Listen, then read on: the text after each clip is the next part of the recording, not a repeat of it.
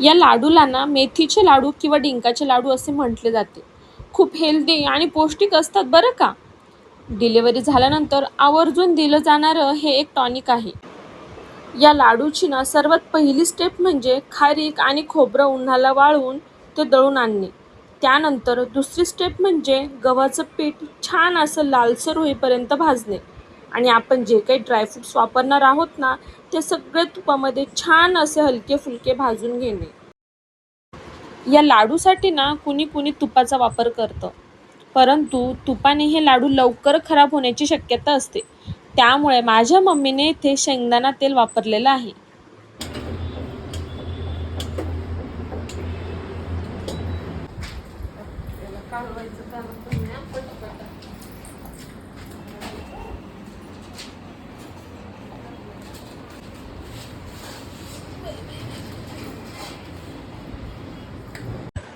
सर्व ड्रायफ्रूट्सची छान अशी बारीक पेस्ट करायची.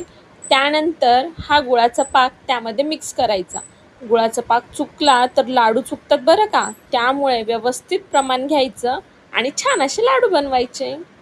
आता मी तुम्हाला या लाडूसाठी वापरलेलं जे काही साहित्य आहे ना, त्याचं प्रमाण सांगते. 1 किलो खारीक, 1 किलो खोबरं, काजू आणि बदाम दोन्ही मिळून अर्धा किलो, 100 ग्रॅम अळीव, खसखस 200 ग्रॅम, बिब्याची गोडंबी 250 ग्रॅम आणि तूप अर्धा किलो, मेथीदाणे 100 ग्रॅम, गव्हाचं पीठ अर्धा किलो, गूळ 2 किलो, मनुके 250 ग्रॅम, टरबूजाच्या बिया 250 ग्रॅम, अक्रोड 250 ग्रॅम. हे लाडू तयार करण्यासाठी ना माझ्या पप्पांनी खूप जास्त मेहनत घेतली, कारण की मला बेड रेस्ट असल्यामुळे माझी मम्मी मुंबईला होती आणि हे सर्व सामान माझ्या पप्पांनी संभाजीनगरवरूनच तयार करून आणलं आहे.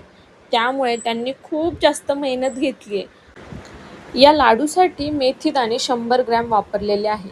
आपण आपल्या आवडीनुसार मेथीदाणे कमी किंवा जास्त वापरू शकतो. जास्त गोड आहे. खूप छान झाले. हा?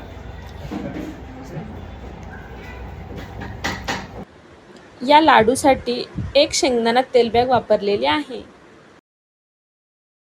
आणि हिवाळ्यामध्ये ही रेसिपी नक्की ट्राय करा. किती छान दिसत आहेत ना हे लाडू. दिसतच नाही तर टेस्ट पण खूप छान झाली आहे. आता हे सर्व लाडू मी एकटीच खाणार आहे. माझ्या मम्मी पप्पाला खूप सारं थँक्यू. त्यांनी माझ्यासाठी हे छान असे लाडू बनवलेत. पप्पांच्या हाताला ना खूप चटके बसत होते, तरी पण त्यांनी लाडू तयार करण्यासाठी ना मम्मीला मदत केली, कारण की माझ्या आहो ना त्यावेळी घरीच नव्हते.